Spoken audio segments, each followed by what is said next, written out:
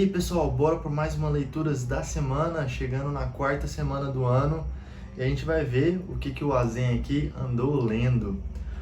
Pois é, repetindo mais ou menos o mesmo feito da semana passada, li apenas 3 títulos, mas me deem um tempo, que essa semana foi árdua no trabalho e um desses 3 títulos é um livro mesmo, de fantasia e contos, com 292 páginas. E vamos ser sinceros, né? Livro a gente demora mais tempo para ler do que gibi. Gibi a gente lê mais rapidinho, né?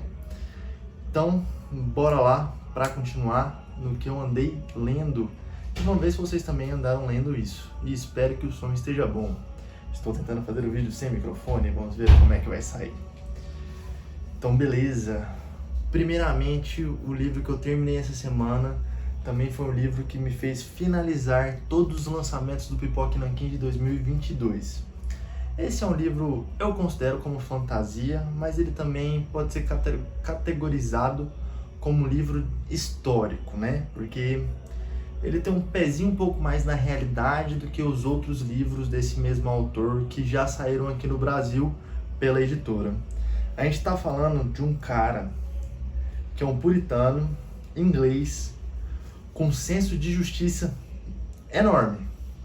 Enorme. É tipo assim, ele nem conhece a pessoa que foi vitimizada, mas ele toma as dores e o senso de justiça e moralidade cresce tão forte nele assim que ele fala: eu vou até os confins do inferno para vingar essa pessoa. De quem que a gente está falando então, meus caros companheiros? De Solomon Kane, o puritano inglês que vem lá de Devon, escrito pelo Robert Howard, que vai vingar você, independente se ele te conhece ou não. Ele é um personagem muito diferente do Howard no sentido de aparência. Enquanto os outros, como Bram McMorne, o Conan, quando você começa a ler o conto, já te dá certas características, você fala assim: esse é o Conan, esse é o Bram McMorne. Que nem o do Conan, geralmente é os olhos que já começa descrevendo o olho, o corpo iboriano, cheio de músculos de aço.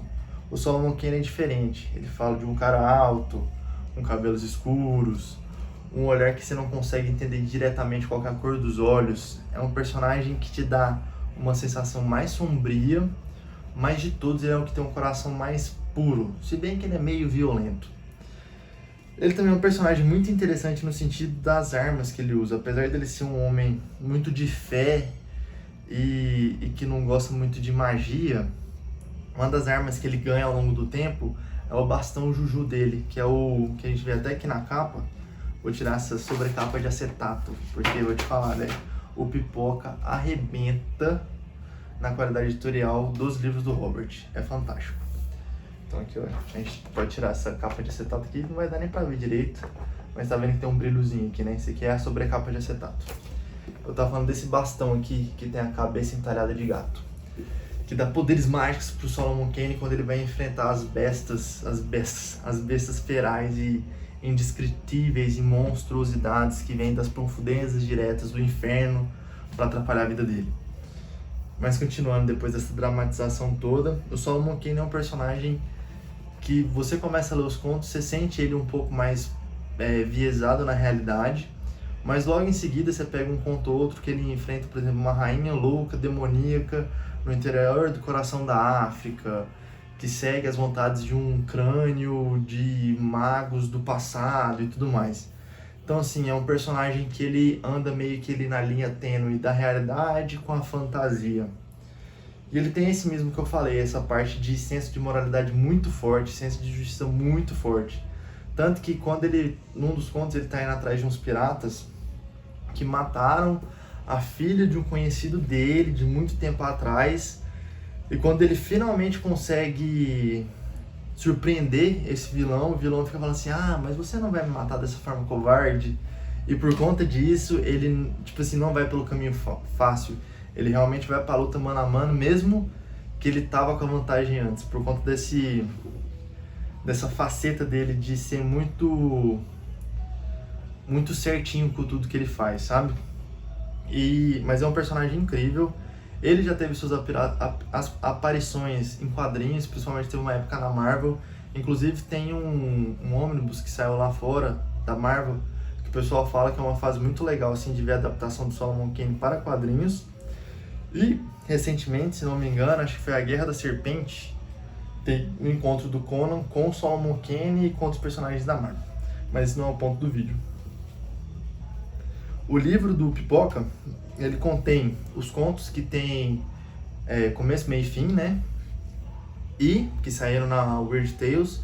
Inclusive, eles trazem as capas das Weird Tales antes de cada conto. Deixa eu tentar achar uma aqui rapidinho para mostrar para vocês. Aqui eles colocam assim, né, a capa original da Weird Tales.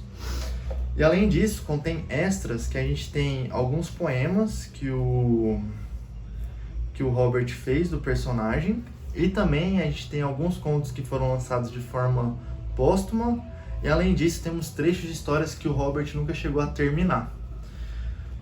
O Robert teve um final trágico assim da vida dele, né? Ele perdeu a mãe e depois ele acabou se suicidando por conta disso e por conta de outras coisas. Ele era uma pessoa que ele tinha muitos problemas com ele mesmo. Não sei explicar. Tem um vídeo do Pipoca que fala sobre a vida do Robert Howard que é fantástico. Eu indico para vocês irem atrás do vídeo, que vale muito a pena assistir. E é uma pena, porque uma das minhas histórias favoritas é uma que só tem um trecho que ele nunca terminou a história, que é o Castelo do Demônio. Eu achei toda a construção da história muito legal, tipo assim, do Solomon Kane encontrando um aventureiro na estrada e os dois conversando e tipo, dá na telha do Solomon Kane, vamos visitar esse cara desse castelo que você falou que mata as pessoas por aqui. E tipo, o cara fala, você tá louco? A gente vai morrer. Mas eu vou te acompanhar porque vamos ver o que isso vai dar. Então, tipo assim, tinha uma premissa, uma construção muito legal.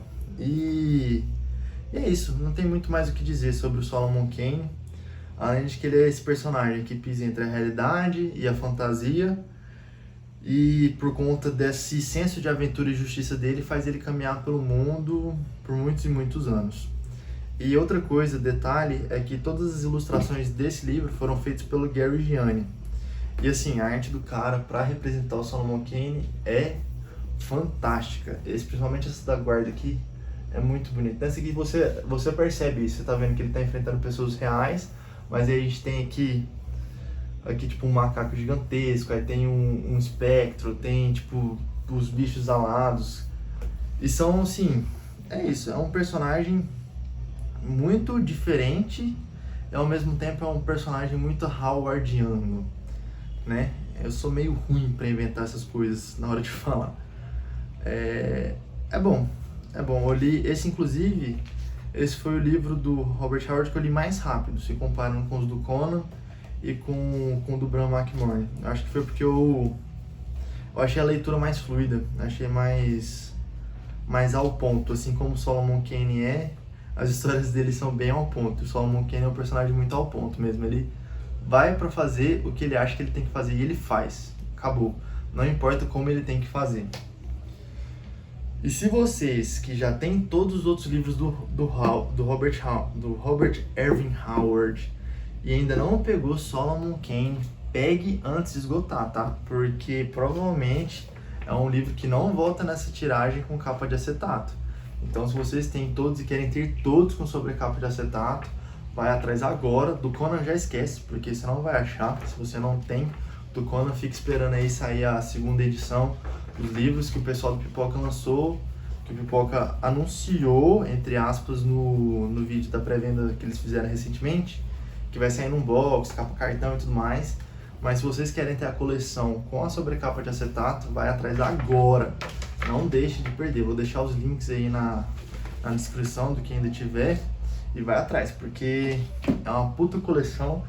Eu sou uma pessoa que tem bastante livro também literário. Eu tenho uns 100 e poucos. Eles ficam mais embaixo na estante. E pra mim não tem edição melhor, assim, acabamento gráfico melhor do que essas da coleção do Robert Howard do Pipoca. Não tem.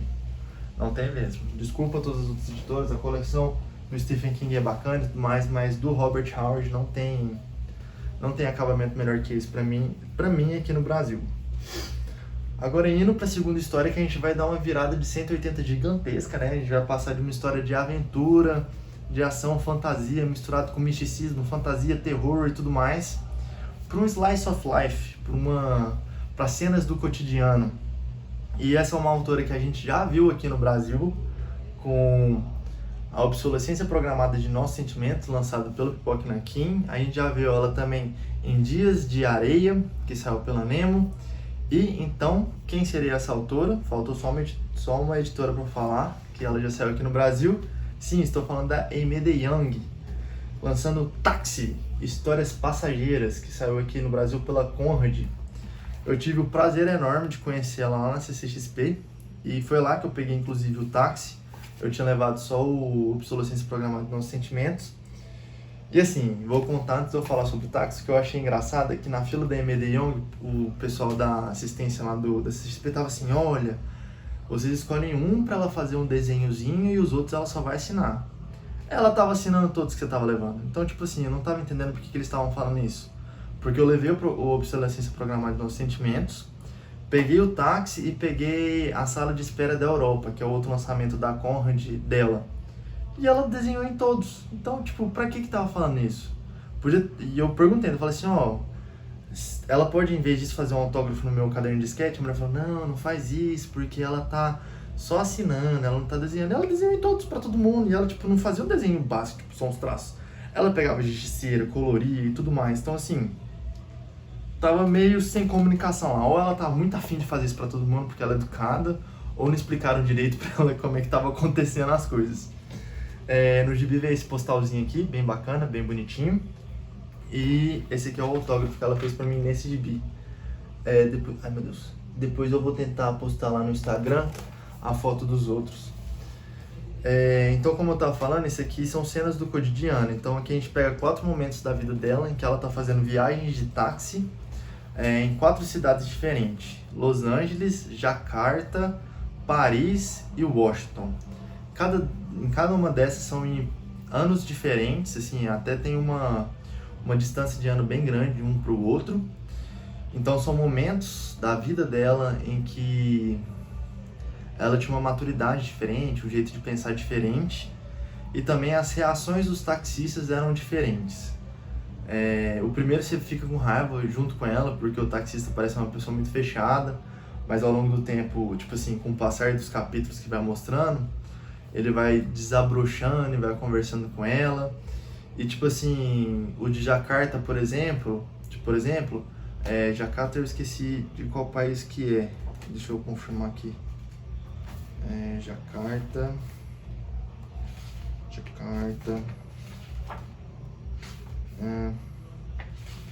Eu tô sendo meio burro, gente, calma, só um momento. Queria colocar música, mas eu não sei.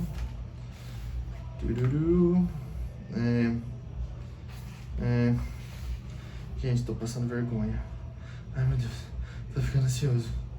Ai Jesus. Indonésia. Porque assim, ela tem ascendência de pessoas da Indonésia, e o taxista que ela conheceu, que tava dirigindo ela, o pai dele era holandês. Então, tipo assim, é o Chris Cross, né? Ela é holandesa com pais da Indonésia, e ele é indonésio com um pai holandês. E tipo assim, primeiro tem aquele conflito, que ele fala assim, vocês da Holanda ficaram no nosso país por não sei quanto tempo, e não sei o quê. Mas depois eles vão vendo que eles têm muitas coisas em comum, principalmente o fato dos pais terem morrido e tudo mais. Então, assim, é muito legal ver isso, porque em cada país, em cada viagem de táxi que ela teve, ela aprofundou, né, os relacionamentos dela com esses taxistas, trocaram tipo, conversas sobre assuntos que se relacionavam com eles, né. O da França, por exemplo, também, tipo, você chega num momento que você acha que vai ser meio pesado, porque o taxista, ele é muçulmano, e foi na época que teve aqueles atentados em Paris. Aí ele vai falar assim, mas tá meio difícil ser muçulmano aqui em Paris. Aí ela fica meio tipo assim, nossa, será que é por conta do preconceito e tal? Ele fala que é tipo por conta do Ramadã, e que Paris tem muita comida e não sei o que. Então, assim, é muito legal. O taxista de Washington, você vê que ele tá tipo meio que voltando a esse meio de trabalho por conta de uma coisa que ele passou no trabalho, e ele ficou meio traumatizado. Então, o que ela quis retratar, vou mostrar um pouco das imagens aqui, foi isso, que tipo, a pessoa que tá te dirigindo, o taxista que tá lá, ele também tem as suas histórias, também tem seus momentos, tem as suas dificuldades, tem a sua personalidade, não é simplesmente um cara que está te levando do ponto A para o ponto B. Tudo bem que nem sempre eles querem conversar, mas muitas das vezes eles querem conversar, mas eles querem conversar sobre eles também, né?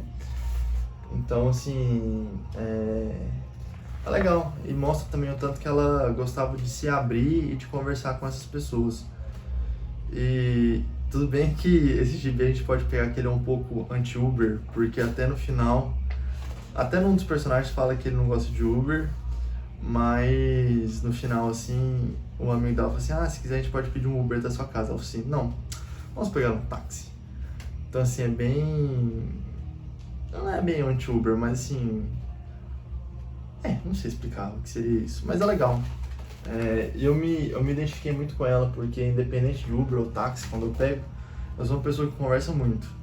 E os caras, assim, geralmente conversam muito de volta também. Você vê que tem muita gente que acha que fica doida pra conversar, porque às vezes os passageiros são pessoas que não estão muito afim, que estão querendo só ir de um ponto A pro ponto B sem ter muita enrolação, né?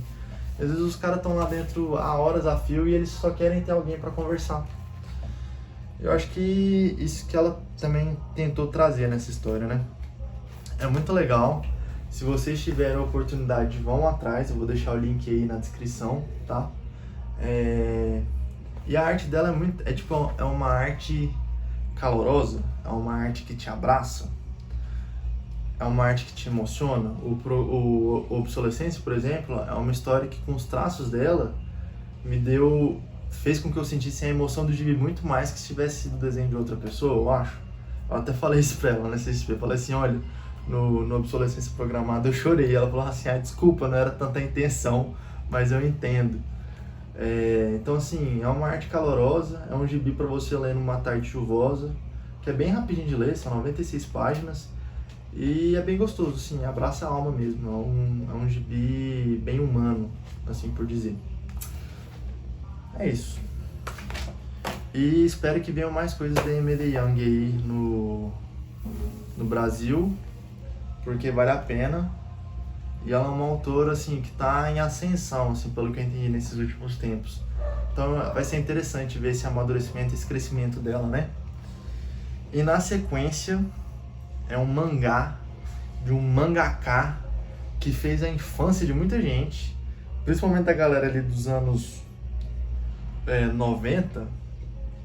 Grande parte dos nerdola aí, incluindo eu, vai conhecer e consumiu o trabalho desse cara, ou na forma de anime, ou na forma de mangá, ou na forma do jogo do PlayStation 1.